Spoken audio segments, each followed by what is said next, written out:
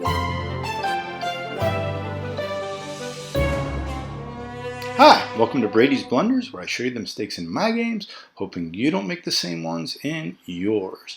And today's episode is a continuation of the series I started with episode 69, in which I am looking at my first US Open game from this last Go counter. And there are a few concepts I want to get into with this episode, so it might take a few minutes longer. Let's jump into it.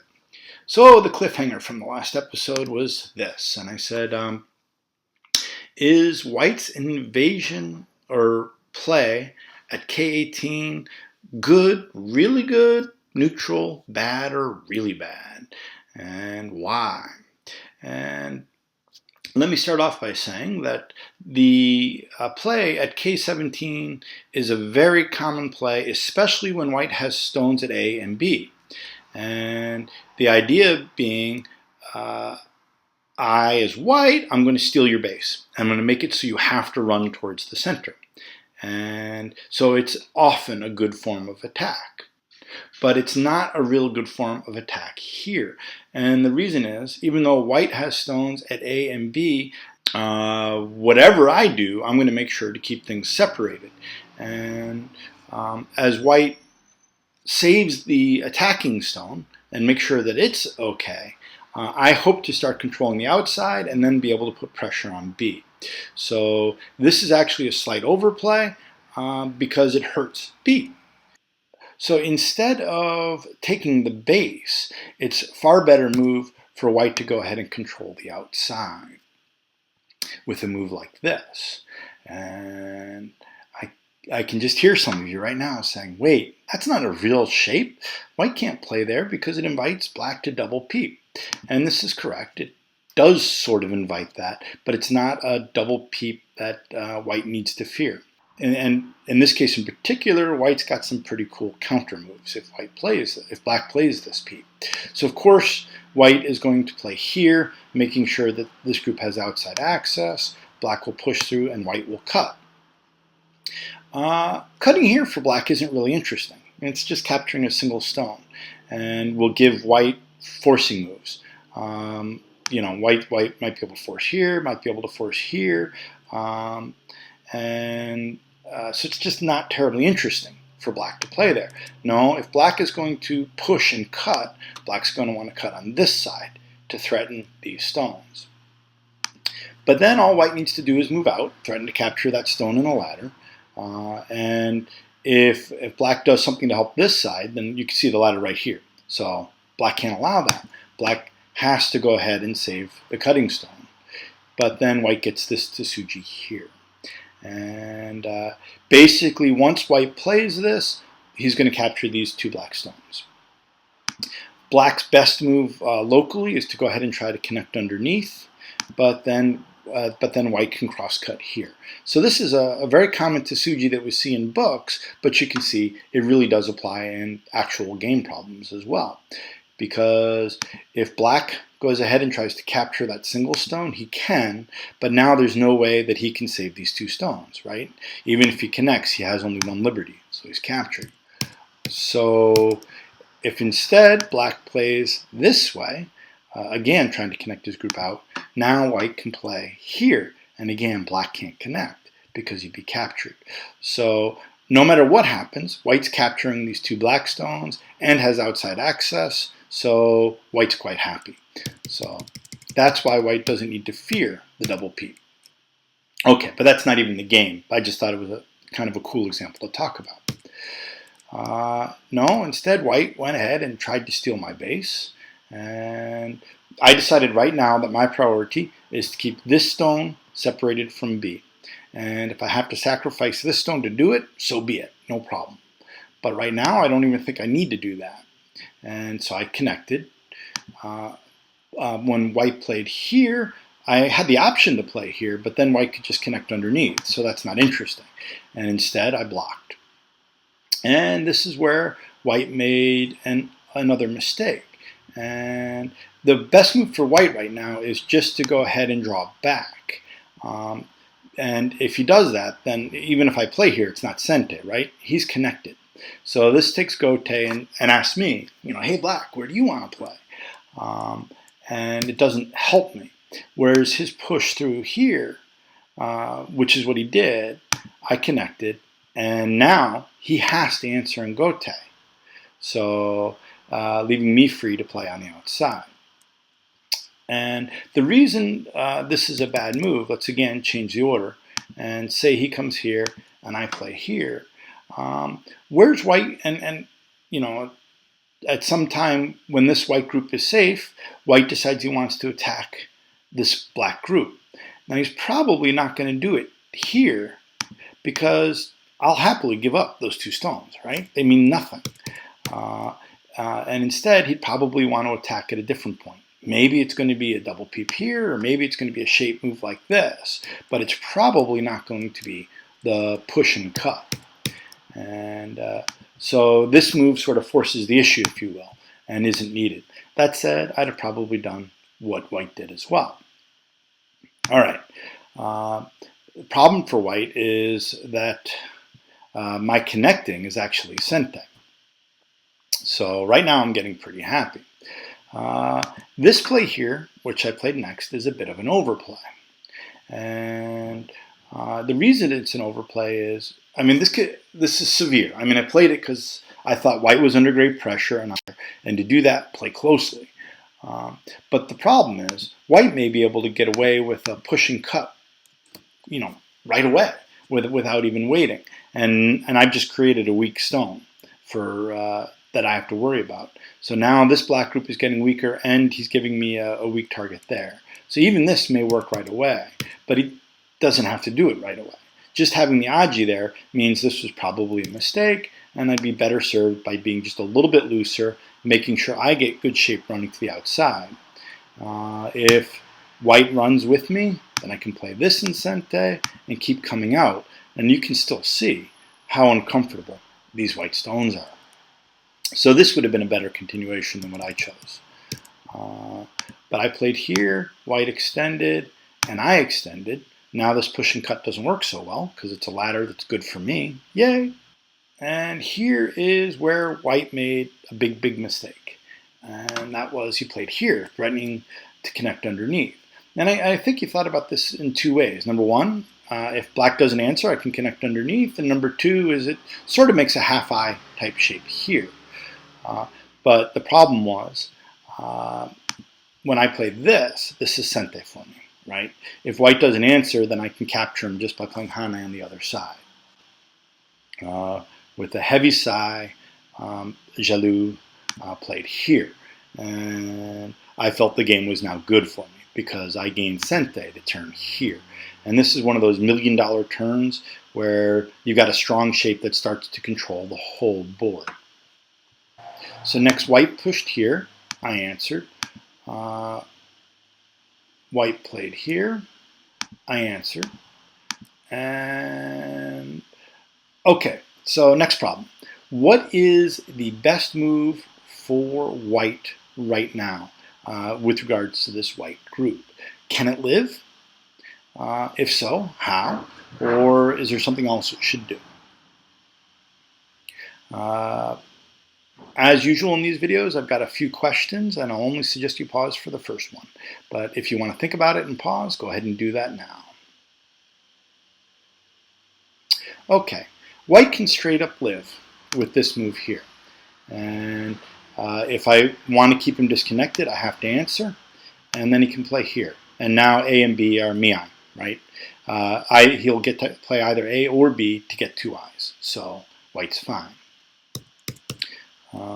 But happily, he didn't find that. And this is where we get to the problem that I asked in episode 68 of Brady's Blunders, where I actually thought I'd be getting to it in the very next video. And so now it's black's turn to move. And the question is, what's best? This white group can die in ko, or put another way, has to live in ko if I go ahead and start it. So that's one option. I could play A and start a ko. I could play B and join my groups together and build an outside thickness. I could play one of the CDE points, trying to take the right-hand side. And I added option F since then, which is just take this corner because it's really big and he hasn't protected it. And funnily, I'm actually glad I waited a little bit of time to give the answer to this one because I think my answer's changed. Anyway, so if you were black, where would you play now? Okay, let's start with what I played, and then I'll go through the other answers and try to come up with a better or a way to think about it.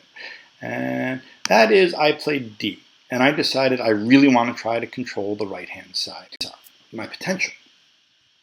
And the problem with this move, as my opponent showed with his very next move, is there's Aji, and it doesn't really secure the right-hand side. My opponent followed up with this, and of course I cut, and then he played here. So this game is by no means bad for me, but you can see that white has access to the right-hand side, so this area that I was thinking of as my own isn't necessarily, but white can also get out this way, so I wasn't sure how to answer. I'll come back to that in just a minute. But you can see this ability to disrupt the right-hand side is quite annoying, and it's why maybe move D wasn't the best. And actually, if I play just one move higher, if I play just one move higher at C, and we play a similar sequence, that now white can no longer take the right-hand side here. So this looks to be a little bit better in terms of attacking these two white stones and preserving the right side. But before you think it's perfect, like playing this move is perfect, note that there's still room over. I mean, white will be able to get a move around here, or maybe a contact move first over here. So the whole right side is far from black's territory. But this move to me looks a little bit better than what I did play. I could go ahead and start the ko, but it's definitely too soon. When white answers and then I play here, there's two reasons this ko isn't terribly good for me right now. One is that it's a two-step ko, right? I have to win this ko and this ko to kill this black group. So it's only half as big as it looks, right? But white's going to get at least two moves on the outside somewhere else in a row. So he could do a lot of damage, to a great extent mitigating his loss over here. So that's thing one. But the more important thing is the way the board is configured right now, white's got too many local ko threats, starting at A and B. And it's going to, these are ko threats that I'll have to answer over and over again. And it's going to be hard for me to win that ko fight. So it's too soon for the ko. And let's see. So the reason D, the move I played, wasn't good is it has that Aji at B, right? So white can still get in and disrupt them. So it's okay. It's not a bad move. It just doesn't feel like the best. And E is even a little bit weaker. It's too close to these stones and gives white more room to maneuver over here. And F does nothing for the Aji at A. So when I go back and look at it, I think the proper way to look at it is, hey, I'd really like to get A at some point, so let's preserve that, not get rid of it. I'd like to play F at some point. Right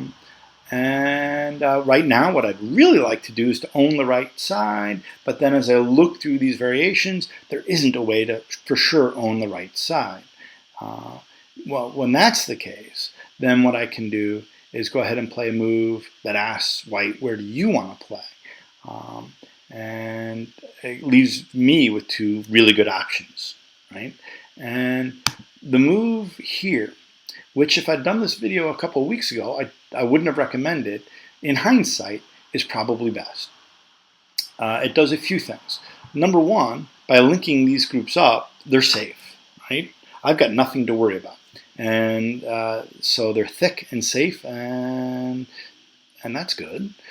Second is, yeah, it's true, I haven't secured the area A yet, but any stone that white plays in here is going to get attacked. Right? No matter where white plays, I will be able to attack it and profit. And then finally, I can also think of A and B as miai, right? If white goes ahead and plays over here and says to me, okay, you're not going to get many points on this side, then I can play in the upper left corner, and say to white, well, hey, where's your points? Because if you look, this group isn't really taking points. And if I take the corner, then these stones aren't really taking points. And this white group is certainly not taking points. So white doesn't have points anywhere on the board. And if he disrupts my plans at A, and I disrupt his plans at B, the game is still good for black because I have money. All right. I hope that's clear. And I think this move, this calm move, would have been best in this case. Okay, so what were the key findings in this video, or key discussion points? Well, this move at K17 was too soon, and let me jump back. It can be a very good move, but in this case it wasn't, because his group at B was weak, and I got to develop my strength while attacking his. So this wasn't the best play. This move here was a bit too much. If I can read out a killing sequence and know that I can kill that white group, then this could be perfect. But as it is, this stone is too easily cut off from the others, and if I lose it, it's a cutting stone, and he's going to be pretty safe. So it's a little bit too much, and I should just be a little bit more patient. And then finally, and this isn't hugely critical, like a game-losing error, but the way of thinking about where to play this next move I found to be interesting. A is premature because he's got too many local code threats. And B turns out to be quite good because it gets rid of all the aji that can punish me later in the game, and it actually does come back to get me. C, D, and E, well, E is not good. It's not efficiently. C and D are both close and equivalent, but C is better from the perspective of maintaining the right side. But in the end, B might be best. My choice, it's fine. It's not the end of the world. All right, but then the problem to think about is now. So after this sequence, and we'll talk about this in the next video, where should black play next? I hope you enjoyed the video. If you have any guesses or comments, please comment down below, and I'll see you next time. Thanks for watching.